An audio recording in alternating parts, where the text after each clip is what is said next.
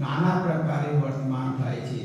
એવું સકલ તત્વ ભાગનું વર્તમાન તે ચૈતન્ય અંશના સ્પર્શે કરીને ચાલે છે। હવે શીતનો સ્પર્શ થતો શાંતિ થાય છે અને ઉષ્ણ ત્રિવિધ તાપને સ્પર્શે તો તાપ જ ઉપજે છે। પણ જ્યાં સુધી નીચ કરતાના સ્વરૂપ સુખની શાંતિ પ્રાપ્ત ન થાય ત્યાં સુધી તત્વની સંગતિએ દાહપણું સદાય કાળ રહે છે જ। હવે વિષયને વિશે વર્તે તેને કરીને શાંતિ ઉપજે છે, પણ તે શાંતિ સ્વરૂપના સુખની નથી એમ જાણવી। તે શાંતિએ કરીને તો વિષયની પ્રાપ્તિ જે વેળા ન થાય તે વેળાએ કામના હેતુરૂપ અગ્નિ અતિશય અધિક તાપ ઉપજાવે છે। માટે તે તાપ સમાવવા સારું સંતરૂપ પરમ ગુરુને સર્વાંગી પ્રેમ ભાવે મળવું। તે અંગો અંગ ભેટ થઈ કરીને જેમ પતિવ્રતા પોતાના પતિને ભેટે તે પ્રકારે વૃત્તિ, અભિમાન, ગુણ, ભાવના સહિત સંત પદને વિશે અખંડ રત થઈ જવું। તે પરમ ગુરુનું ભજન ક્રિયા અનંત પ્રકારે કરીને તેમને સર્વભાવે પ્રેમ સહિત સ્પર્શવું।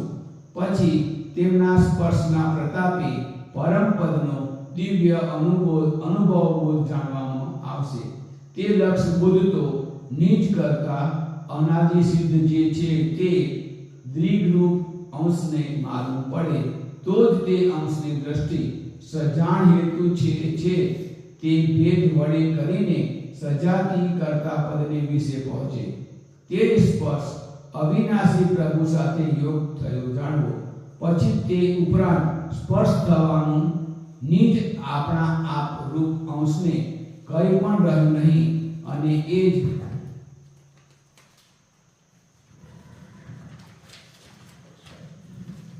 સ્પર્શે કરીને અંશના દિવ્ય સજાણ તનુને વિશે સંપૂર્ણ શાંતિ થાય છે। એવી શાંતિ પ્રાપ્ત થયા વિના અને અહીં સુધીનો અનુભવ લક્ષ જાણ્યા વિના જીવને વિયોગ દુઃખ તે અખંડ રહે। તે પ્રકારે તાપ અને શાંતિ જાણીને અતિ ઉજાગૃતપણે શાંતિ સુખ મળે તે પ્રમાણેનો વિવેક સંત સજ્જને રહીને તાપને ગ્રહણ ન કરતો શાંતિ સર્વકાળ ભોગવતા રહેવું।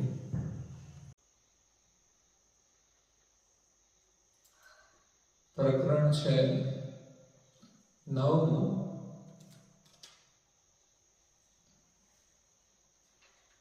અને એનું ઉપપ્રકરણ પહેલું છે। 9મા પ્રકરણની અંદર બીજા ઉપપ્રકરણ આવે છે। એનું પહેલું ઉપપ્રકરણ એ રજોગુણની 10 આકાંક્ષાઓની ઉલટ ક્રિયા છે।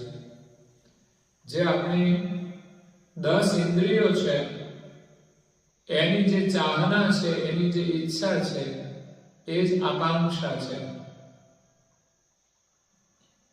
એમાં કેવી આકાંક્ષાઓ છે, કેવી આકાંક્ષાઓ આપણે રાખીએ છીએ અને કેવી આપણે રાખવી જોઈએ, આ બે વસ્તુ સમજવાની છે। તો આગળ આપણે કાનની આકાંક્ષા વિશે સમજણ મેળવી। બહુ જાતનું સાંભળીએ છીએ પણ દુનિયાની વાતો છોડીને આપણે જ્ઞાન શ્રવણ કરવું જોઈએ। આંખે કરીને આપણે બધું બહુ જોઈએ છે આખી દુનિયા, પણ જેનાથી આપણી દ્રષ્ટિમાં પરમેશ્વરના દર્શન થાય એ પ્રકારે આપણે જોવું જોઈએ। પછી નાસિકાએ ગંધ લઈએ છીએ તો આપણને સુગંધો બધાને ગમે છે, પણ બધા જ સુગંધ લે છે એવું નથી। ઘણાને દુર્ગંધવાય સુગંધ લાગે છે અને સુગંધ એ દરેક પ્રકારની ક્રિયામાં હોય છે। એવું નહીં માત્ર નાસિકાએ સુગંધ આવે, પણ આપણે તો ઉપાસનાની સુગંધ લેવાની છે। સંધ્યાનો સમય થાય એટલે ઉપાસનાની સુગંધ, તો એ પણ એક સુગંધ છે। આપણા ઘરમાં પણ એની એક સુવાસ ફેલાય। આપણે ધૂપને દીપ તો કરીએ છીએ, એની સુગંધ તો લઈએ છીએ, એ બાહ્ય છે, પણ અંતરની સુગંધ પણ આપણે લેવાની છે। અંદર પણ આપણે ધૂપ ને દીપ કરવાના છે, તો આપણે ભીતરની સુગંધ આવશે. પછી ખાવા પીવાની વાત કરી કે માત્ર શરીરને પોષણ કરવા માટે નહીં,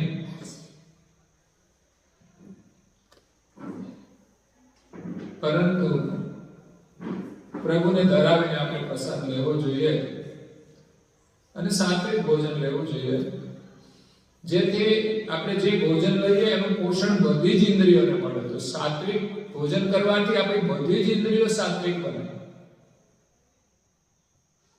એટલે એકમુખી ક્રિયા થાય જે આપણને ભગવત સ્મરણ કરવામાં બળ આપે છે. આપણે ઉપવાસ કરીએ ત્યારે ચોખ્ખું જ ભોજન લઈએ છીએ, શુદ્ધ ભોજન લઈએ છીએ, સાત્વિક ભોજન લઈએ છીએ. એની પાછળનો હેતુ કે વ્રતના દિવસે આપણું મન સાત્વિક રહે. તો એ જ રીતે આપણે હંમેશા ભોજન કરવું જોઈએ. પછી તો આપણી જે અંશની દ્રષ્ટિ છે એનું પણ એક ખાનપાન છે, જે પરમપદ છે, એનો રસ લેવાનો છે અને નિજ કરતા સન્મુખ આપણી દ્રષ્ટિ થાય એવું આપણે ભોજન કરવાનું છે. પછી આપણે ગઈ 2-3 કથાઓમાં ઉચ્ચાર આકાંક્ષા વિશે મુખ દ્વારા જે કંઈ બોલીએ છે ને, જે કંઈ આપણે વેપાર કરીએ છીએ એમાં કેટલો જરૂરી, કેટલો બિનજરૂરી, કેટલો નુકસાન કરવા વાળો, એ વિચારીને આપણે સાચું બોલવું જોઈએ, સારું બોલવું જોઈએ, લાભવાળું બોલવું જોઈએ. અને પરમ ગુરુએ તો કહ્યું કે તમારે ગ્રંથોનો અભ્યાસ કરવો જોઈએ બોલીને. હું વારંવાર કહું છું કે અર્જણસુ ગામની અંદર 20-25 બહેનો ડેઈલી સર્વિસ, એક દિવસ પણ ખાલી નહીં, અને ગ્રંથ વાંચન કરવાનું, બીજી કોઈ એક્ટિવિટી જ નહીં. ભાઈઓ કૂતરાની રોટલી બનાવે અને બહેનો સત્સંગ કરે. 1 કલાક સત્સંગ કરવાનો, એમાંથી એને સમજણ મળે છે. અને આપણા જીવનનો મુખ્ય પુરુષાર્થ કહો તો સત્સંગ છે. એમાં અહીંયા જે થાય એ રીતે સંભળાય, આપણે મીડિયાના માધ્યમથી પણ સંભળાય, અને આપણે જે ધર્મ ગ્રંથો છે, ઘણા બધા પુસ્તકો છે, રામાયણ, મહાભારત, એ સિવાય ઘણા બધા સારા પુસ્તકો છે ધાર્મિક, એ પણ વાંચવા જોઈએ. અહીંયા તો પરમ ગુરુએ કહ્યું 5 વેદનો અભ્યાસ કરવો. 4 વેદ તો છે, 5મો પરમ ગુરુએ પ્રગટ કર્યો છે, જેના સ્મરણથી આપણી સુરતા અખંડ કર્તાના ચિંતવનમાં લાગી જાય. આપણા મુખમાંથી બીજી કોઈ વાત નીકળવી ના જોઈએ, બસ એ જ ઉત્સાહ. બીજું સામાજિક રીતે જેટલી જરૂરી હોય ને એટલી જ વાત, બાકી મૌન રહીને ભગવત સ્મરણ કરવું. મૌનનો કેટલો મહિમા છે એ પણ કહ્યો હતો.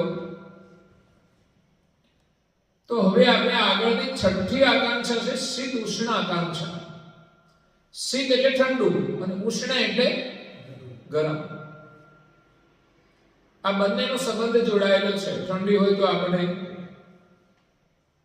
ગરમી ગમે છે, તાપણું ગમે છે, ગરમ પાણી ગમે છે, અને ગરમી હોય ત્યારે ઠંડક ગમે છે, એસી ગમે છે, ઠંડુ ફ્રીજનું પાણી ગમે છે, આઈસ્ક્રીમ ગમે છે. લોકો આઈસ્ક્રીમ ખાય કેમ? તો કે ઠંડો લાગે ને, તો દૂધનો જ બનેલો હોય, દૂધ ના પીવે, કે ના દૂધ નહીં પણ આઈસ્ક્રીમ તો કે એ ખાય છે.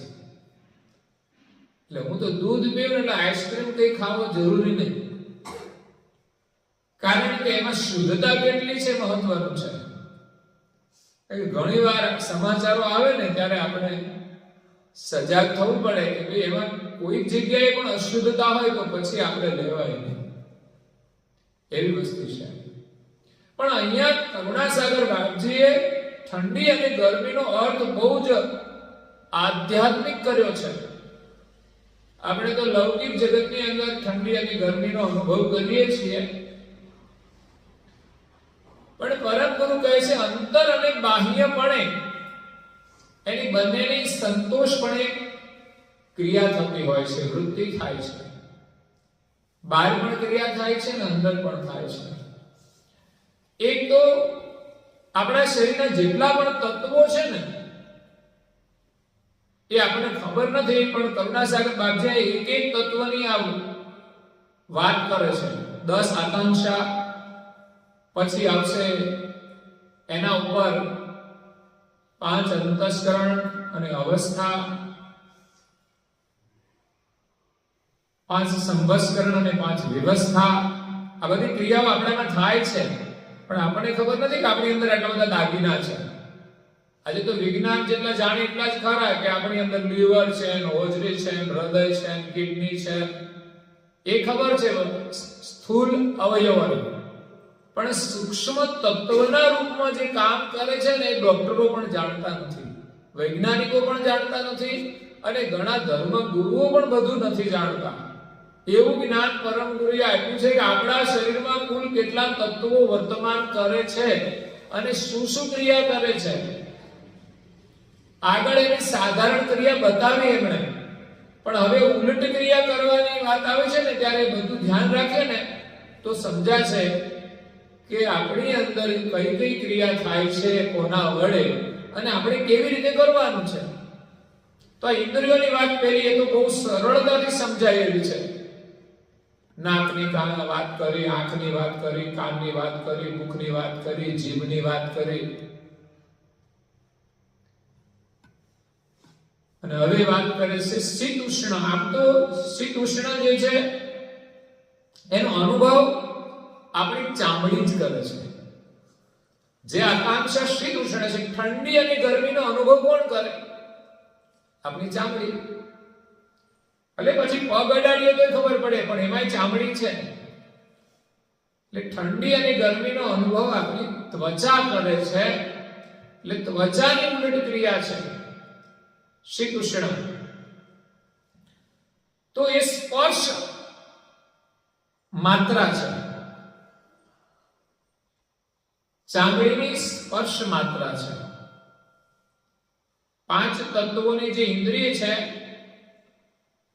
5 જ્ઞાન ઇન્દ્રિયમાં ચામડી એ પવન તત્વની ઇન્દ્રિય છે, અને પવન આવે એટલે કોને ખબર પડે? ચામડીને.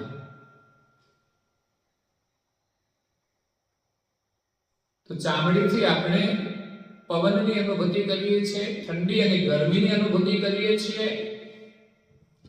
પણ અહીંયા સ્પર્શની ભૂમિકા એક બીજી પણ છે કે આપણા શરીરમાં કર્તા માલિકે જેટલા તત્વો મૂક્યા છે ક્રમવાઇઝ, એ એકબીજાના સ્પર્શે કરીને કાર્ય કરે છે. જેમ ઇલેક્ટ્રિકનું સાધન હોય એની અંદર મેઇન પાવર જતો હોય, પછી બીજા બધા અંદર નાના નાના રમકડા ગોઠવેલા હોય, એકબીજા પછી બીજા જોડેલા હોય, તો એકબીજા દ્વારા એ આગળ વધે. એક વચ્ચેથી જો ફોલ્ટ આવી જાય તો આગળને કોઈને પાવર જતો. એમ આપણી ઇન્દ્રિયોમાં ઘણી વખત મુશ્કેલી થઈ જાય છે ને, શરીરની અંદર ફોલ્ટ આવી જાય છે, ત્યારે ડોક્ટરો કહે છે તમારી નસ ડેમેજ થઈ ગઈ છે. તો વચ્ચેથી પાવર કટ થઈ જાય એટલે આપણે મુશ્કેલીમાં મુકાઈ જઈએ. પણ આપણે તો છે ને ભગવાનને ધન્યવાદ આપવા પડે જ્યાં સુધી કે નસ કનેક્શન તૂટે નહીં ત્યાં સુધી. બાકી તૂટે ત્યારે આપણે કહીએ, ચારે બાજુ દોડીએ, પછી કઈ કામ થાય? એટલે હરખી રીતે હાલીએ ફરીએ ત્યારે જ ભજન થાય. બાકી તો પછી આ શરીર ચાલતું બંધ થઈ જશે ને ત્યારે એનું મહત્વ સમજાશે, પણ પછી કઈ થવાનું નથી. કે અભ્યાસ વિના કશું ના થાય. અત્યારે તમે જે નિયમિત પ્રવૃત્તિ કરો છો ને એ અભ્યાસ છે તમારા જીવનનો, અને આ જીવનમાં લાભ છે, અને નેક્સ્ટ જીવનમાં તમારે એના આધારે જ શરીર મળવાનું છે. તમારી ચાહનાઓ કેવી છે? તો કે ભજન કીર્તનની છે. તો તમને પછી ખાલી મનુષ્યનું જ શરીર આપવું પડે. કારણ ભજન કીર્તન તો મનુષ્ય જ કરે છે, એનાથી થાય છે. કે કૂતરા થોડા ભજન કરે? હે, કાગડા ભજન કરે? તો પછી ગાયો ભેંસો ભજન કરે? ભેંસ આગળ ભાગવત એમ કહેવત છે, એની આગળ કથા કરીએ તો એના આગળ તો કઈ મહત્વનું નથી. તો અહીંયા બધા જ તત્વો એકબીજાને સ્પર્શે કરીને ચેતન થાય છે, એટલે એ પણ એક ક્રિયા થાય છે. સ્પર્શની. એ પ્રકારે જે બધા જ તત્વો ચાલે છે, પણ એ બધા જ તત્વોના ઉપર એક ચૈતન અંશ બિરાજેલો છે. એના સ્પર્શે કરીને એક ચેતન થાય, નિરંજન, પછી અવ્યાકૃત, પછી 3 ગુણ, ગણ, એ બધું આગળ ચેતન થાય છે. બધી ઇન્દ્રિયો પણ ચેતન થાય છે. એટલે મેઇન પાવર સ્ટેશન આપણે પોતે છીએ, પણ આપણને ખબર નથી. આપણે એટલે પરમ ગુરુ કહે છે કે જ્યારે ચિત્તનો અનુભવ થાય ત્યારે શાંતિ મળે છે. ચિત્તનો ગુણ શાંતિનો છે. માણસને જેનાથી શાંતિ મળે શીતળતા કહેવાય છે. અને ઉષ્ણતા એ અશાંતિ છે, દુઃખ છે. જ્યારે પણ ત્રિવિધિના કોઈ પણ તાપ આપણને સ્પર્શે ને, ત્યારે શિયાળો હોય તો તાપ લાગે, સમજ પડે? ઠંડી હોય ને તોય દુઃખની અંદર આપણે દુઃખી થઈએ છીએ, એ તાપ કહેવાય. એવું થોડું છે કે શિયાળો હોય તો તાપ ના લાગે, ઠંડી હોય તો પણ આપણને તાપ લાગે છે. એટલે જે સમયે ત્રિવિધિના તાપનો સ્પર્શ થાય છે ત્યારે તાપ આપણને દુઃખી કરે છે. એટલે સંસારની અંદર જે સુખ દુઃખ આવે છે, એમાં સુખ આવે તો શાંતિ મળે, આનંદ થાય છે, અને દુઃખ આવે તો અશાંતિ થાય છે, તાપ ઉપજે છે. તો આ છે શીત અને ઉષ્ણનો સ્પર્શ આપણને થયો. આમ તો ક્રિયા તો અલગ હોય છે. કંઈ પણ સમાચાર આવે કે કંઈ પણ થાય આપણા ઘરમાં કે સમાજમાં, આપણે એની હારે કનેક્શન હોય એટલે એની અસર આપણને થાય. એટલે કે કંઈક સારું થાય તો સુખ થાય છે, અને ખોટું થાય તો દુઃખ થાય છે. તો એનો સ્પર્શ આપણને થયો કહેવાય. કોઈ પણ વાત દ્વારા જાણકારી મળી, આંખો દ્વારા જોવામાં આવ્યું, કોઈ પણ દુઃખ કે સુખ, એનો સ્પર્શ આપણને થાય એટલે સારું હોય તો શાંતિ મળે, અને ખોટું હોય, ખરાબ હોય તો અશાંતિ એટલે દુઃખ થાય છે. એટલે સંસારના જે ત્રિવિધિ તાપ છે એની અંદર આપણને અશાંતિ, દુઃખ થાય છે. એ આપણે અવલોકન કરવાનું છે. કેવો સ્પર્શ કરવો જોઈએ? સુખ થાય એવો જ કરવો જોઈએ. પણ એવી જગ્યાએ બેસીએ તો એવો સુખ થાય ને. સારી જગ્યાએ બેસીએ તો શાંતિ મળે, શીતળતા મળે. સત્સંગમાં બેસો તો શાંતિ મળે, ભજનમાં બેસો તો શાંતિ મળે, મંદિરમાં જાઓ તો શાંતિ મળે, સેવા કરો તો શાંતિ મળે. પણ કામ વગરની વાતો કરો તો શું થાય? નવરા બેસી રહો તો શું થાય? એવું ઘણું બધું કામ હોય છે કે માણસ કરે છે, પરિણામે એ તો દુઃખી થાય, આપણા ઘરને દુઃખી કરે છે. એટલે પરમ ગુરુ અહીંયા કહે છે કે જ્યાં સુધી આપણને નિજ કરતા સર્જનહાર, જેનો લક્ષ્ય લઈને પરમ ગુરુ આવ્યા છે, જેને જગત જાણતું નથી, એ નિજ કરતાના સ્વરૂપના સુખની પ્રાપ્તિ ન થાય ને, ત્યાં સુધી તો સંસારમાં હંમેશા તત્વોનું જે સુખ છે ને એમાં તો દુઃખ જ રહેલું છે. સુખ મળે ખરું, પણ ઘણીક વાર મળીને ચાલ્યું જાય, પછી કઈ ટકતું. જ્યારે માલિકના સ્વરૂપનું સુખ મળી જાય ને, એ જ સાચું સુખ છે. આપણે એવો સ્પર્શ કરવાનો છે કે આપણને અખંડ સુખ મળે. એટલે પરમ ગુરુ આવ્યા છે અખંડ સુખ આપવા માટે. પણ આપણે તો ઇન્દ્રિયોના સુખથી સંતોષ માની લઈએ છીએ કે હું સુખી છું, પણ એ સુખી રહેવાના નથી. ઇન્દ્રિયો કઈ કાયમ કામ કરવાની નથી. ઇન્દ્રિયોનું સુખ માત્ર ક્ષણિક હોય છે, પણ માણસ માત્ર જે મહેનત કરે છે ને, એમાં 23 કલાક તો એમના માટે જ વાપરે છે. એક કલાક જો આમાં કાઢતો હોય તો સારું કહેવાય, બાકી તો કોઈ તો એમાંય નથી કાઢતા. માત્ર તત્વોના સુખ માટે જ જે લાંબો સમય રહી શકતું નથી.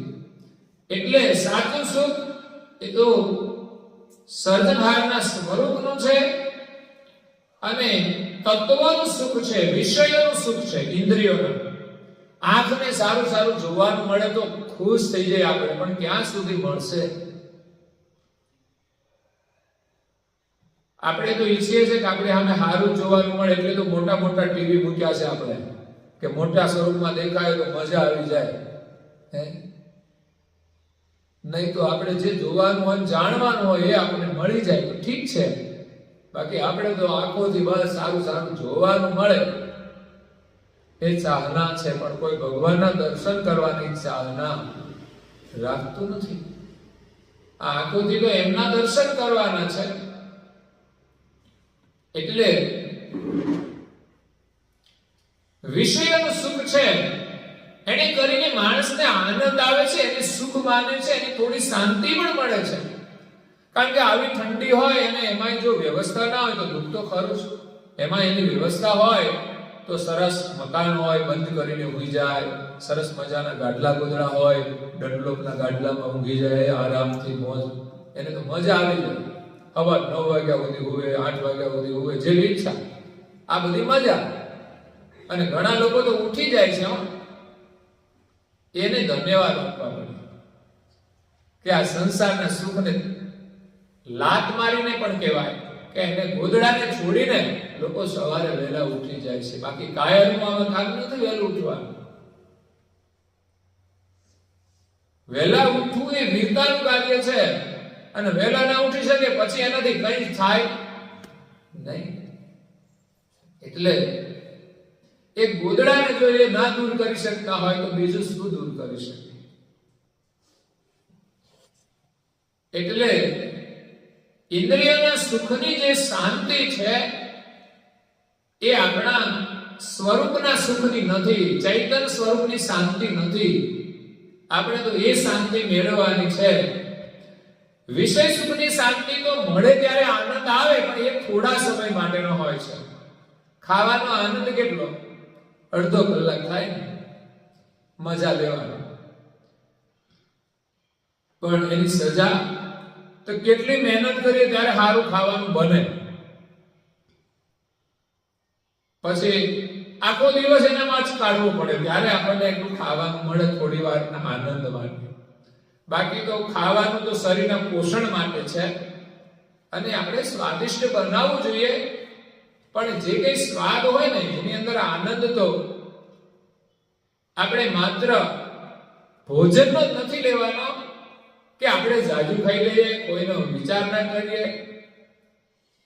એવું પણ બને. અને ન ખાવાનું લોકો ખાઈ લે, એ વિષય સુખની ચાહના છે. પણ જે કઈ સ્વાદિષ્ટ ભોજન, તમે જો તો ફળ કેવા સરસ સ્વાદિષ્ટ છે, પણ એવું લોકોને ભાવતું નથી. અને અત્યારે બધું રેડીમેડ આવે છે ને એ જ બધા ખાય.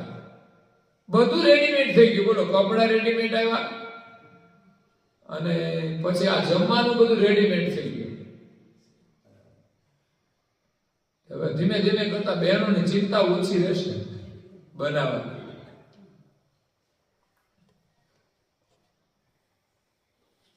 તો એ દરેક વસ્તુની અંદર જે સ્વાદ છે ને પરમેશ્વરનો બનાવેલો છે, એમ જાણીને જો આનંદ કરે ને તો એ સાચો આનંદ છે. પણ વિષય સુખની પ્રાપ્તિ ન થાય ત્યારે માણસ બહુ જ દુઃખી થઈ જાય. જેને બહુ ભાવતું હોય ને સારું સારું ખાવાનું, એને પછી ના મળે ત્યારે મુશ્કેલી થાય. અને એવું થોડું છે કે કાંઈ મળશે જ. એટલે તો ઘણીવાર જીવન સાથીમાંથી એકાદ ઓછો થઈ જાય તો બિચારો દુઃખી થઈ જાય. કેમ કે એ હતા તો સારું હતું, તો ખાવાનું સારું બનાવીને આપતા હતા, આપને પૂછી પૂછીને બનાવતા હતા. પણ પછી તો ઘરમાં કોઈ કહેવાય એવું ના હોય કે મારે ખાવું છે ના બનાવી દો, કોઈ પૂછે નહીં, જે આવે ખાઈ લેવું પડે. એટલે એક જીવન સાથીમાં પણ એક આનંદ છે, ખાવા પીવા માટે જે જરૂરી હોય બનાવી દે. પણ કહ્યું ને કે આપણી ઈચ્છા પ્રમાણે કાયમ સરખું રહેતું નથી. એટલે બહુ આ મહત્વાકાંક્ષા નહીં રાખવી જોઈએ. તો આ પ્રમાણે સંસારની અંદર જે વિષય સુખ છે એ ન મળે ત્યારે આપણી અંદર જે તાપ છે ને વધી જાય છે. એટલે ઉષ્ણતા વધી જાય છે. દુઃખ એ ઉષ્ણતા છે, તો એ વધી જાય. એ સમયે એને સમાવવા માટે આપણા માટે બીજો કોઈ વિકલ્પ નથી, માત્ર પરમ ગુરુ શરણ છે. સંસારના દુઃખોને સમાવવાનું માધ્યમ એ પરમ ગુરુનું શરણ છે. જે કોઈને બહુ ગરમી થતી હોય તો શું કરવું પડે? તો કે ભાઈ ઠંડક હોય ને ત્યાં જાય ને તો એને શાંતિ મળે. રસ્તે ચાલ્યા જતા બહુ જ તાપ હોય ને ગરમી લાગે તો ઝાડ આવે ને એના નીચે જાય તો એને શાંતિ મળે છે. થોડો પવન આવે ને તો એને ઠંડક મળે છે. અને એથી વધારે ઘણાને ગરમી લાગતી હોય, ઘરમાં ગરમી લાગે, પણ એસી ચાલુ કરે ને તો સત્સંગ રૂપી એસીમાં બેસે ને તો શાંતિ મળે. બાકી સંસારના જે ઇન્દ્રિયોના જે તાપ છે ને એમાં બીજું કોઈ શાંતિ અપાવી શકશે. માણસ ગમે તેટલા ભોગ ભોગવે એનાથી એને તૃપ્તિ નહીં થાય, એને શાંતિ નહીં થાય, એને સંતોષ નહીં થાય. એ ભોગની અંદર માણસ ખતમ થઈ જશે પણ એને પૂર્ણ આનંદ નહીં મળે.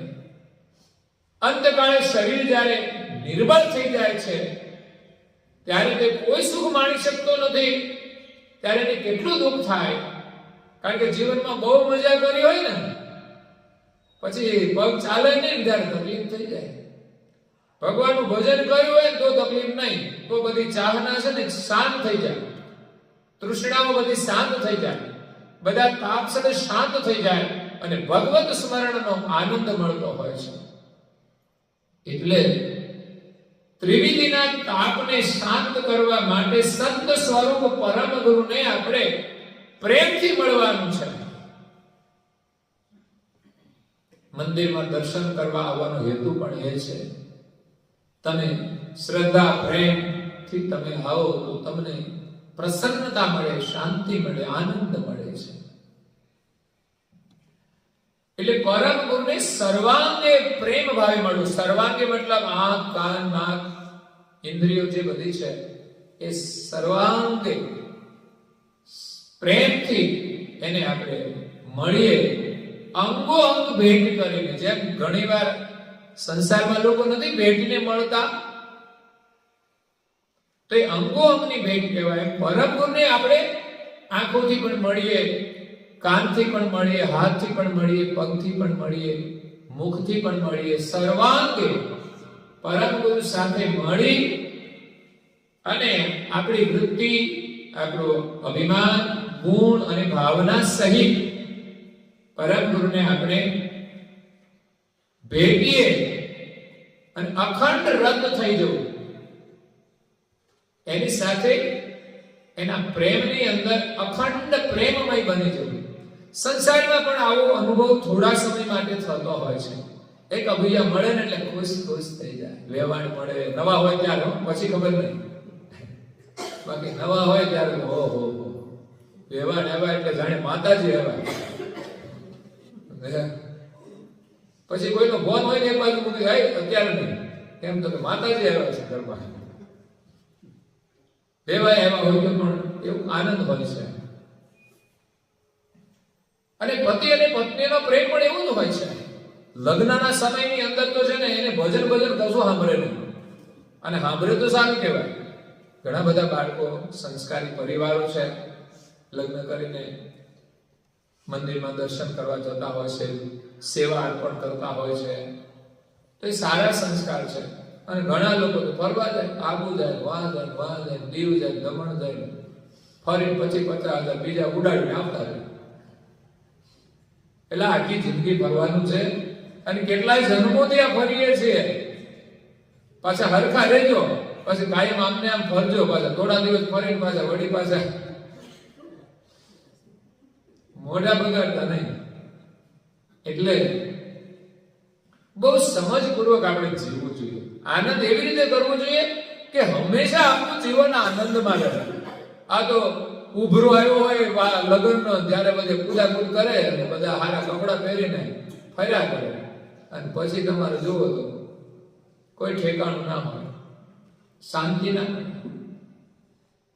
ભગવાને બહુ સરસ જીવન આપ્યું છે. દાંપત્ય જીવન પણ અદ્ભુત છે. નિયમ અને સંયમથી માણસ જીવે ને તો એના જીવનમાં હંમેશા આનંદ રહે છે.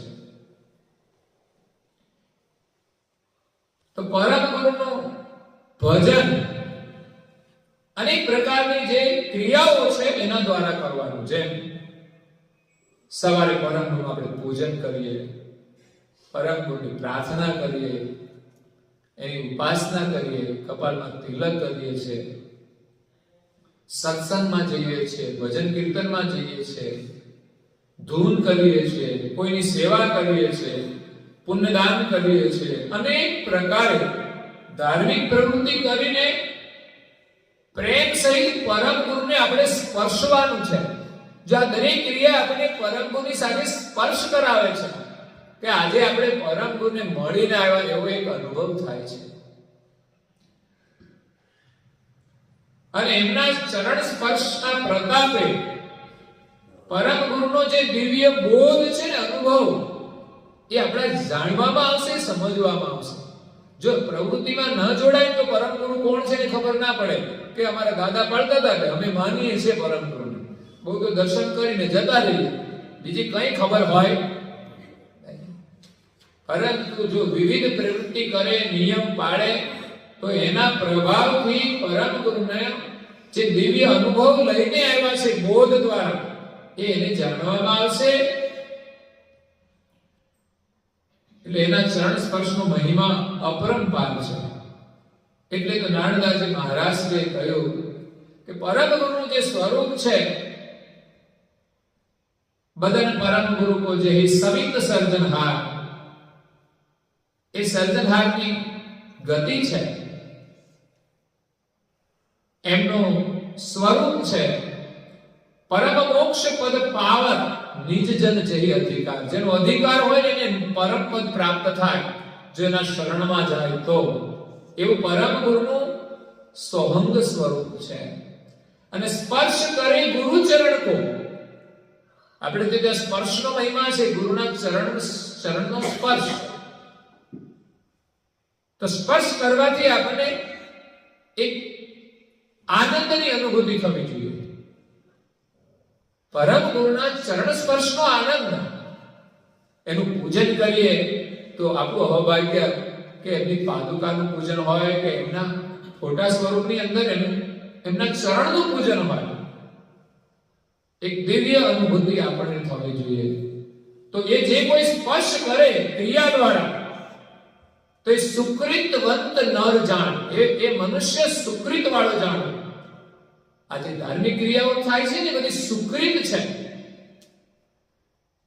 અને કાલ કરમ કે કેદથી નિર્ભય હોય નિર્વાણ.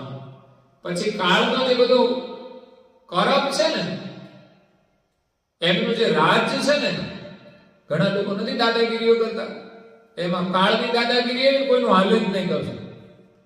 સમજે? કાળ એ આવે એટલે આપણું કશું ચાલતું નથી. એટલે એના બંધનમાંથી આપણને છોડાવીને આપણા પરમ પદની અંદર પહોંચાડી દે છે. પરમ ગુરુના ચરણનો સ્પર્શ, એનો આ મહિમા છે. એટલે આપણે પરમ ગુરુના ચરણનો સ્પર્શ કરવો જોઈએ. અને લગ્નની અંદર પણ હસ્ત મેળાપ કરવામાં આવે છે ને, એમાંય પણ એકબીજાના હાથનો સ્પર્શ હોય છે, એકબીજાના હાથમાં હાથ મૂક્યો છે. એમાં માત્ર ચામડીના સ્પર્શનો જ આનંદ નથી, પણ એકબીજાના હાથના મેળાપનો જે સંબંધ છે ને, એ સ્પર્શ બહુ મહત્વનો હોય છે. કે હાથ જે મેળાપ થયો છે ને, જીવનમાં ક્યારે છૂટવો જોઈએ.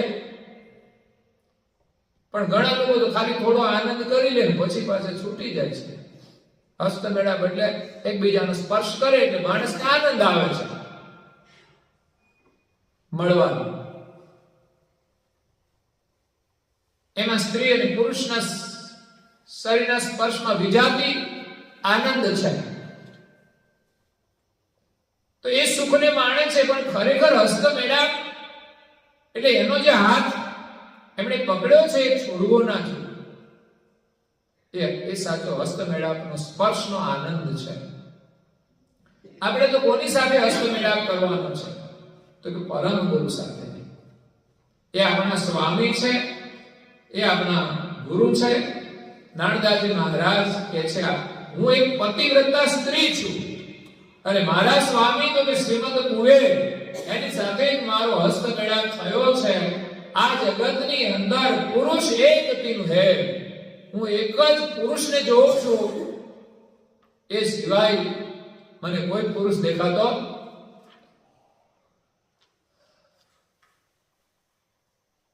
બીજો પુરુષ દેખાય તો એમાં પ્રીતિ થાય ને કોઈ સ્ત્રીને, પણ આ જગતમાં એક જ પુરુષ હોય તો, જે મીરાને વૃંદાવનની અંદર એક કૃષ્ણ જ દેખાય છે, એવી રીતે નાનદાજી મહારાજ કહે છે, હું તો આ વિશ્વની અંદર એક જ પુરુષને જોઉં છું, ને એ છે પરમ ગુરુ. બીજા બધા તો કે બધી સ્ત્રી સમાન અંશ છે, કોઈ પુરુષત્વ વાળા નથી. કારણ કે મોક્ષનું દાન એક પરમ ગુરુ જ આપી શકે છે, બીજા બધા જ અંશ સામાન્ય વિશેષ એ બધા જ શિષ્ય સમાન છે. તો અંશ છે ને એ એક સ્ત્રી છે નહીં, પણ પુરુષ અને સ્ત્રીના સંબંધ ના રૂપકને સાથે મેળવ્યું છે. એટલે માલિક જે સર્જનહાર અંશી છે એ આપણા પતિ છે, અને અંશ છે એ પત્ની રૂપ.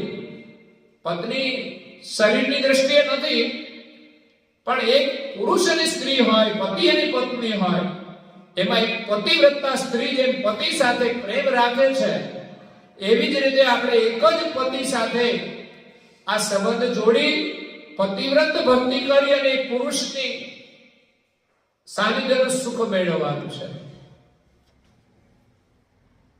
તો કૈવલ કરતા એ આપણા સ્વામી છે, અને પરમ ગુરુ છે ને આપણો હસ્તમેળાપ કરાવી આપે ગુરુ છે. આદ્ય મધ્ય અંત કૈવલ સર્વોપરી, તે હરિ હું હરિ સત સોઈ. એની અંદર હસ્તમેળાપની વાત આવે છે.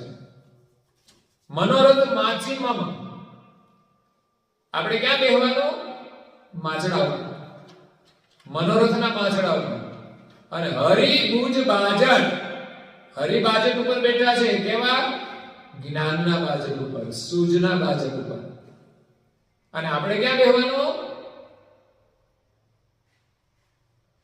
આપણે ક્યાં બેસવાનું?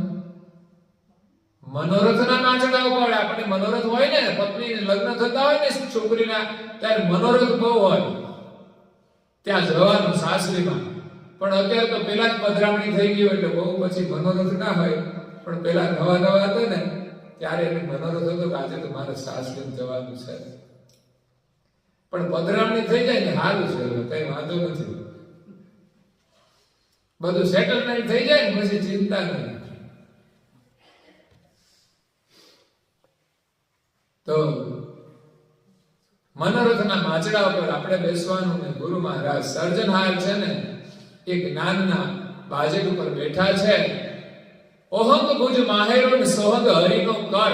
આપણો હાથ એ અંશની જે જાણ છે એ, અને કૈવલની જાણ રૂપી સોહમ એ કર્તાનો હાથ છે.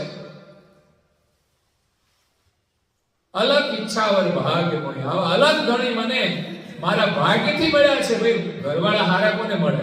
ભાગ્ય હોય તો જ મળે ને, એમને તો મળે ને. એટલે તો બહેનો મારી વ્રત કરે છે, પણ તોય છતાંય ઘણા ભટકાઈ જાય છે. પણ એ પણ બીજું પુણ્ય હોય છે પાછું. એટલે અહીંયા આપણે પરમ ગુરુની સાથે સ્પર્શ કરવાનો છે.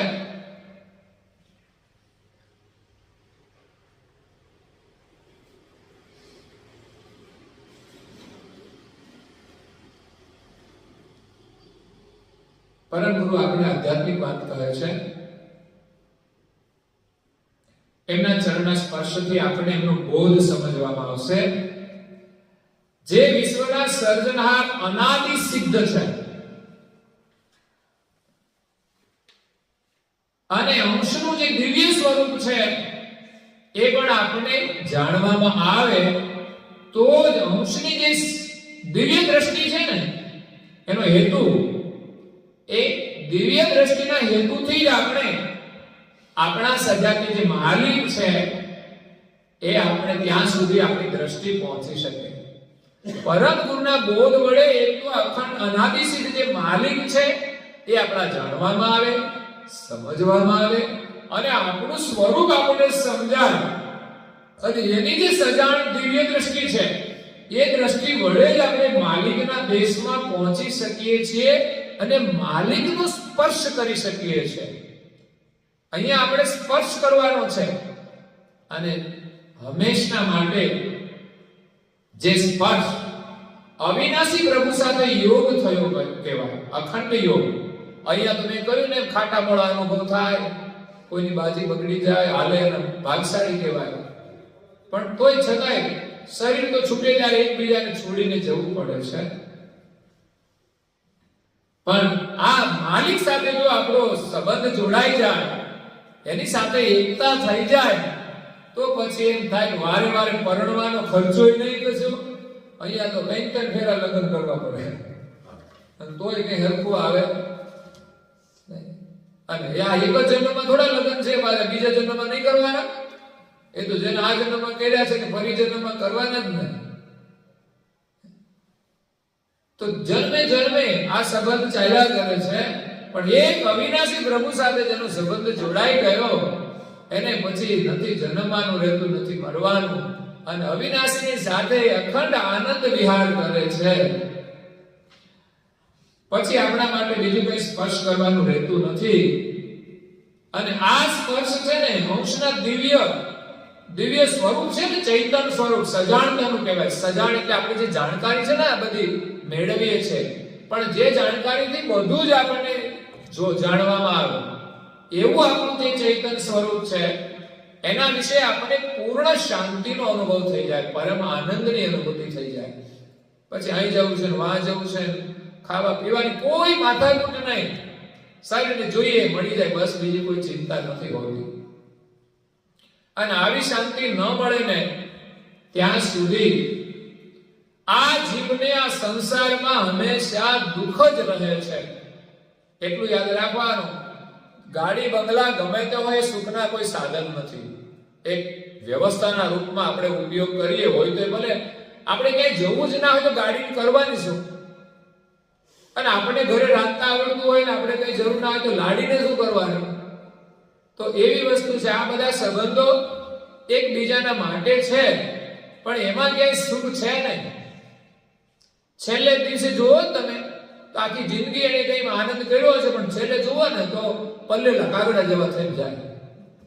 કાં તો રોતા રોતા જાય, ઓ બાપા ઓ માળી, શરીરમાં એ દશા આવી જાય. કાં તો કે આ છોકરા આમ કરે છે તેમ કરે છે, કાં તો મિલકતના ઝઘડા. આ બધી જફામાં લોકો દુખી થઈ જતા હોય છે. મોટા ભાગે લોકો એમ કે ભગવાન અમને લઈ લે તો હારું, તારે જાવું છે ક્યાં? આ દુઃખમાંથી ભાગવું છે, જો હારું હોય તો કે રાખો અહીંયા. દુઃખમાં ભગવાનનું નામ લ્યો ને, એમ કામ કહી અમને લઈ લ્યો. કૂતરા બિલાડા છે તો લઈ લ્યો. માનવનો અવતાર છે આપણને. અને વૃદ્ધ થઈ જાય તોય શું, બીમાર હોય તોય શું, ભગવાનનું નામ તો બધા જ લઈ શકે છે. અને વૃદ્ધ અને બીમાર લઈ શકે ને એટલા તો યુવાનો ના લઈ શકે. જોની ઉંમર વાળા આવી ગયા છે ને ભલા હાજા હારા બધા બીમાર બેઠા છે ઘરે, ઉતા છે. એટલે સંસારમાં તો આપણે ભલે બધા ખુશ રહેતા હોય, પૈસા થોડા મળે ભૂલાઈ જાય, થોડા પ્રસંગો આવે તો ભૂલાઈ જાય, ભૂલી જાય બધું, પણ એ ઘડીકનું છે બધું. પણ પછી છે ને પરિસ્થિતિ આવે ત્યારે ખબર પડે. એટલે સાચું સુખ આપણને પરમ ગુરુના શરણમાં મળે છે ને એ આપણે મેળવી લેવાનું છે. પણ એ તાપ અને શાંતિ બે છે. એક તાપ છે, બીજી શાંતિ છે. સંસારમાં તો તાપ જ છે. પરિવારમાં ભલે પરિવારનો એક સંબંધ હોય, એનું સુખ હોય, પણ આખર તો દુઃખ થવાનું. એને કંઈક થાય તો આપણને દુઃખ થવાનું. એટલે એ બધું સરખું નથી ચાલવાનું. અને એને સુખ મળે છે એ પણ સત્ય તો નથી જ. એને આપણે ભગવાનના શરણનું સત્ય સુખ આપવાનું છે. એનાથી આપણે ખુશ રહેવાનું છે. એટલે અમે વધારે પ્રયાસ કરીએ કે તમે સગવડે કરો, પણ બીજા નંબરે સુકૃત પણ કરો, જેનાથી તમને સલામતી મળે. અને પછી ભજન પણ કરો, જેનાથી તમારી સદગતિ થાય. એકલી સગવડ તો તમને અંતકાળે નિરાશ કરીને આ જગતમાંથી મોકલશે. એટલે પરમ ગુરુના ઉપદેશ વડે ઉજાગરતપણે આપણે શાંતિ અને સુખ મેળવવાનું છે. એટલે એ પ્રમાણેનો વિવેક સંત હોય કે સજ્જન એમને પરમ ગુરુના જ્ઞાનથી વિવેક કરીને તાપને ન ગ્રહણ કરતા હંમેશા શાંતિને જ સર્વકાળ ભોગવતા રહેવું. એવા ઘણા બધા સાધુ સંન્યાસીઓ થયા કે ભક્તો પણ થઈ ગયા જેને સંસારના સુખને લાત મારી અને હંમેશા પરમ ગુરુના સાનિધ્યમાં શાંતિ જ પ્રાપ્ત કરી છે. એટલે ઇન્દ્રિયોના વિષય સુખની અંદર આ જીવાત્મા ભૂલો પડેલો છે, એને સત્ય સુખ માને છે. સ્પર્શ જે ચામડીથી કરીએ ને આપણને આનંદ થાય છે, એ સ્પર્શ ત્વચાથી આપણે અનુભૂતિ કરીએ છીએ, એમાં વિશેષ સ્ત્રી અને પુરુષના સ્પર્શનો આનંદ વધારે આકર્ષણવાળો અને વિકૃત હોય છે. એમાં લોકો વધારે બંધાયેલા હોય છે. એમાં યોગ્ય અને અયોગ્ય પ્રકારનું કાર્ય લોકો કરતા હોય છે. ક્યારેક એવા સ્પર્શથી આ જીવાત્મા બંધનમાં પણ આવી જાય છે. એકબીજાના સ્પર્શ છે એક પ્રકારનો કરંટ છે. તમે વાયરને કોઈ જગ્યાએ ટચ કરો ને એટલે એનો પાવર, એનો ટચ થાય એટલે કરંટ આવી જાય છે. એમ એકબીજાના સ્પર્શનો એક કરંટ હોય છે, એકબીજાની અંદર પ્રવેશ કરતો હોય છે. પછી એની અંદર એક અગ્નિ પ્રજ્વલિત થઈ જતી હોય છે સ્પર્શના વિકારથી. એટલે અયોગ્ય પ્રકારનો સ્પર્શ માણસને મનની અંદર કામના ઉત્પન્ન કરે છે. પછી કામનું જે દુઃખ છે ને એને શાંત કરવું બહુ અઘરું થઈ પડે છે. કોઈ જ્ઞાની પુરુષ મળે અને એનો ઉપદેશ ગ્રહણ કરે, એને સમજણથી માણસ જો એને શાંત કરે તો થઈ શકે છે. અને સ્પર્શનું સુખ છે, વિષય સુખ જે ચામડી દ્વારા મળે છે, એમાં માણસ જુઓ તમે ઘરની અંદર બધી વસ્તુઓ રાખે ને, એમાંય આપણે જે હારું ગમે ને અડવાનું એવું આપણે રાખીએ છીએ. બજારમાં લેવા જઈએ ને તો પણ એવું સુવાળું એ બધાને બહુ ગમે. કપડા તો સુવાળા જોઈએ, મુલાય, આમ હાથ ઓળીએ તો ગમે, પહેરીએ તો ગમે. એટલે સુવા માટે પણ લોકો પથારીઓ એ મજાની બનાવે કે આરામથી ઊંઘ આવી જાય.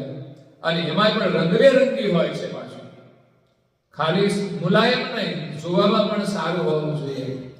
એટલે આપણે જીવનમાં જે ઉપયોગી વસ્તુ હોય, ગાદલા હોય, ગોદડા હોય, ટુવાલ હોય, રજાઈ, ઓશિકા, એ બધું જ આપણું સારું, આપણને ગમે, સ્પર્શવાળું એવું આપણે લાવતા હોય છે. એક સ્પર્શનો આનંદ હોય છે.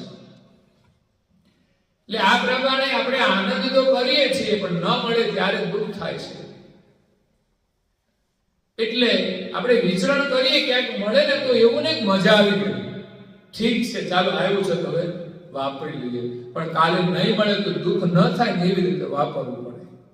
આજે ઉપયોગ કરીએ, આપણું ભાગ્ય હોય સારું તો સારી વસ્તુ વાપરીએ, પણ એવી રીતે આપણે ઉપયોગ કરીએ કે કાલે ન મળે ને તો આપણને સહેજે દુઃખ ન થાય એવી રીતે જીવવાનું. મજા એમાં કોઈ છે જ નહીં. હવે પાથરણું ગમે તેટલું મોંઘું હોય, બેડ ગમે તેટલો મોંઘો હોય, તમે માનો કે ચંદનના લાકડાનો બેડ કરાવો, પણ હવે ટેન્શન હોય એમાં કેવી રીતે ઊંઘ આવે? બીમારી હોય તો કઈ હાજી થઈ જાય. તો એ બધી વસ્તુઓ ઠીક છે આપણા માટે, આપણે ભાગ્ય પ્રમાણે આપણે સંપત્તિ મળી હોય ને આપણે ઘરમાં સારું રાખીએ, પણ એમાં આનંદ કરવા માટે ને એકબીજાને દેખાડવા માટે કે આપણે એમાં હોઈ જઈએ તો મજા આવી જશે. અરે એવી મજા ક્યાં કરવાની છે? કૂતરા બિલાડા મજા કરે છે. તો એ રોડ ઉપર બાદશાહ લઈને હોતા હોય, લ્યો ભલે ગમે ત્યાં વાહન આવે મારે બ્રેક, એ મોજથી હોતા હોય, ગમે ત્યાં હોઈ જાય. અને એ તો ઘણી વાર તો તમે શેનો ઢગલો કર્યો હોય ને માથે જ ન હોય, એને લાગે હું તો દંડલોકના ગાડલા પર હોતો છું. હારો રેતીનો સાડી ઢગલો કર્યો હોય ને તેને માથે એ બે એને મજા આવી જાય. આપણી મજા એના જેવી જ છે કે જાજી છે ને. પણ જે સંન્યાસીઓ, જેને કોઈ પડી જ નથી, કોઈ સુખ નહીં. આપણે જે જુનાગઢમાં કેવા બધા ફકીરો ફરતા હોય છે, જેને કપડાની ચિંતા નથી હોતી, જેને ખાવા પીવાની કઈ ચિંતા નથી હોતી, જે મળે તે ખાઈ લેવાનું, હરિનું નામ લેવાનું, આનંદ કરવાનો, એ જીવનમાં સાચો આનંદ છે. એટલે પરમ ગુરુના ચરણનો સ્પર્શ કરીને આપણે સુખ મેળવીએ.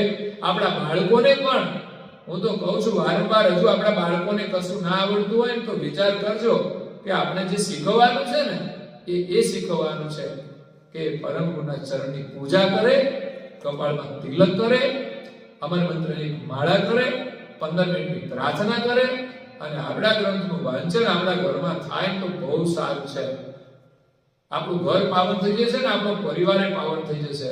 પરમ ગુરુ એવો ખજાનો લઈને આવ્યા છે ને, બહુ જાણવા જેવો ને સમજવા જેવો છે. નહીં તો આ દુનિયામાં ભક્તિ કરીએ તો માર્ગ નથી મળતો. લોકો અથડાતા હોય છે, અહીં જાય ને અહીં જાય ને અહીં જાય, પણ સત્ય નથી મળતું.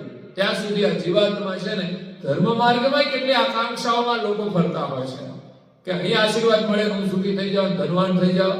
કારણ કે ભક્તિ કરવા માટે પણ આકાંક્ષાઓ માણસને હોય છે કે મને આ લાભ મળી જાય, પણ સ્વાર્થથી આપણે જીવીશું ત્યાં સુધી ભક્તિમાં સુખી નહીં થઈએ.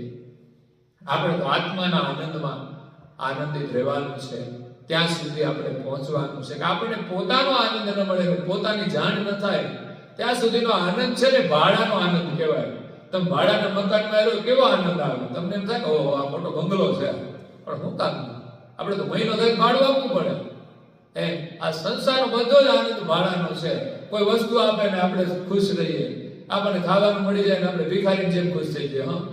ભિખારીને આમ જ હોય, આપણે ખુશ થઈએ ને ખાય ને, એમ ભિખારીને ભૂખ કેટલી બધી લાગી હોય અને એમાં ગમે તેવું લુકું સુકું આપે ને, હા એ ખુશ થઈ જાય, હા મને ખાવાનું મળ્યું, એમ જ આપણે ખુશ થઈ જઈએ. ભિખારીનો આનંદ છે, બીજું કઈ નથી. પણ સાચો આનંદ તો છે ને ઉપવાસમાં હોય છે. ખાવાનું ન મળે ને તોય આનંદમાં રહે, એ સાચો આનંદ છે. તો અહીંયા આપણે કથાને વિરામ આપીએ છીએ. અને હવેની કથામાં કદાચ હું નહીં હોઉં તો, એટલે આમ તો શું પણ અત્યારથી થોડું ઇન્ચાર્જમાં રાજુભાઈ કામ સોંપો, તમે બધા આવજો પાછા. તમારે બહુ ટાઈમ નહીં લે, એને તો બહુ મારે જેટલું લાંબુ કરવાનું ફાવે નહીં લસોટવાનું, એટલે હું તો મારે તો કલાક કાઢવા નીકળી જાય. પણ એ તો તમને અડધો કલાક આપણે થોડું વાંચન કરવાનું, તમે 2 પેજ વધારે વાંચો, બીજો કોઈ ગ્રંથ વાંચવાનો તમારે. મારો જે ક્રમ છે ને એ હું ચલાવીશ, એનો ક્રમ એ અલગ ચલાવશે. એટલે અગાધબોધ ગ્રંથ એકાદો વાંચન કરો, એમાં બહુ સારું છે જીવન ચરિત્ર. તો 1, 2 અંક 4 અંક જે કંઈ અડધો કલાક કરવાનું, થોડું થોડું તમારે પણ સમજવાનું. તમને કેટલી સમજણ પડે છે એની પણ તમે પણ ચર્ચા કરો, તમે પણ ઘરમાં વાંચન કરો, ચિંતન કરો, પછી તમારામાં એક નવી ઉર્જા આવશે. અને ભાઈઓની સાથે બેસીને જ કરો, એટલે ધીમે ધીમે ભાઈઓ પણ જોડાશે. નહીં તો પછી ગંગાજી અહીંથી ચાલી જશે ને તોય આપણે તો કોરા રહી જઈશું. આપણા ઘરમાં જ લાભ મળતો હોય ને આપણે ના લઈએ તો એનાથી બહુ મોટું કોઈ દુર્ભાગ્ય નથી. એટલે પ્રયાસ કરો તમે. પરમ ગુરુના અમૂલ્ય ગ્રંથ છે, એમાં સરળ ગ્રંથોનું વાંચન કરો. અઘરા ગ્રંથો તો આપણે કથા કરીએ છીએ, પણ અગાધબોધ ગ્રંથ અને વિશ્વબોધ જોશરા એ બહુ સરળ ગ્રંથો છે. એટલે તમે વાંચો તો પરિવારને એમાંથી પરમ ગુરુનો મહિમા સમજાશે. એનું ચિંતન કરજો. તો આપ સૌને પરમ ગુરુના ખૂબ ખૂબ આશીર્વાદ છે. આજે પરમ ગુરુએ આપણને એમના ચરણ સ્પર્શનો મહિમા સમજાયો. શીત ઉષ્ણ જે આધ્યાત્મિક સ્પર્શ કરવાનો છે એનું આપણને સમજણ આપી છે. તો એ પ્રકારે આપણે આનંદ લેવાનો છે. જો વિવેક કરવાનો, એવું નહીં ખાલી કથા જ સાંભળવાની, પણ જે સમજણમાં એવું હોય ને એટલું આપણે જો જે સાંભળતા હોય છે ને એનામાં બહુ સંયમ હોય છે. મેં જોયું છે. પણ નહીં સાંભળે એ લોકો નહીં રાખી શકે. એટલે તમને ઘરના સભ્યોની ચિંતા થવી જોઈએ કે મારા ઘરના સભ્યોને પણ આ લાભ મળે. પછી એનું ભાગ્ય આપણે પ્રયાસ કરતા રહેવાનો. એવું નહીં માની લેવાનું કે આ તો આવશે જ નહીં, આ તો કંઈ કરશે જ નહીં. પણ ગમે ત્યારે તમને સફળતા મળશે. જેસલ જાડેજાને પણ જો સૌથી તોરલ પાછા વાળી દેતી હોય તો તમે તોરલ જ છો, અને એ જેસલ જાડેજા છે, એ પાછા વળી જાય. એમાં કંઈ અઘરું નથી. અને બહેનોની પાસે તો બહુ સારી ટ્રીક હોય છે ભાઈઓને વાળવાનો. એને લઈ જવા હોય તો લઈ જ જાય, એ નક્કી છે. એટલે તમારા વગર એને ચાલે જ નહીં ને. તમે કહો મારે પિયર જવું છે તો પછી શું કરે? એટલે એને કથામાં તમે લાવી શકો. અને ઘરે પહેલા તો કથા કરો, અભ્યાસ કરો, એ ગ્રંથ વાંચવાનો નિયમ. બાળકોને પણ જોડજો. એવું નહીં બાળકો ફરવા જતા રહે. બાળકોને આપણે સ્ટ્રિક્ટલી કેવું પડે, બેટા 15 મિનિટ આપણે બેસવાનું છે. ઘરવાળાને સાથે રાખીને છે કે આપણે 15 મિનિટ આ વાંચન કરવાનું, તો ખરેખર તમારા આદર્શ ઘરનું એક નિર્માણ થઈ જશે. એવી 2-3 પ્રવૃત્તિ છે જે સમૂહમાં કરવા જેવી. ઉપાસના કહું છું, અઠવાડિયામાં એકવાર કરો તમે સમૂહમાં. અને આ ભજન કીર્તન ચાલતું હોય તો એમાં પણ આપણે જોડાવવું જોઈએ. બધા ભાઈઓને પણ આવવું જોઈએ. તો આપ સૌને પરમ ગુરુના ખૂબ આશીર્વાદ અસ્તુ. વલસાડ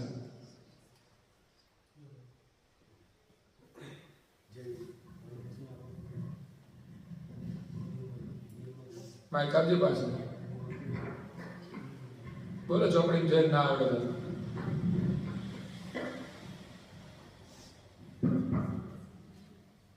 આપણે તો બોલતા કરવાના છે.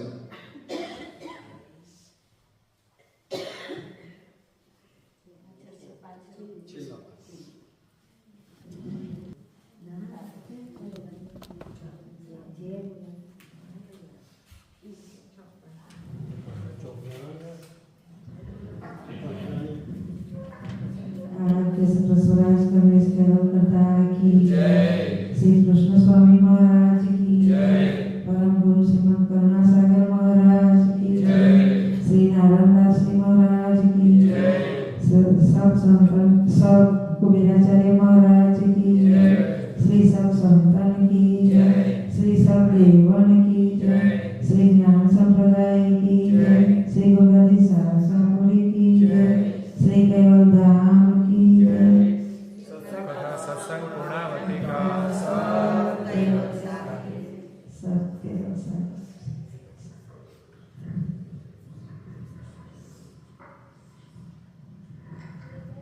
केवल अंशो सब केवल साहे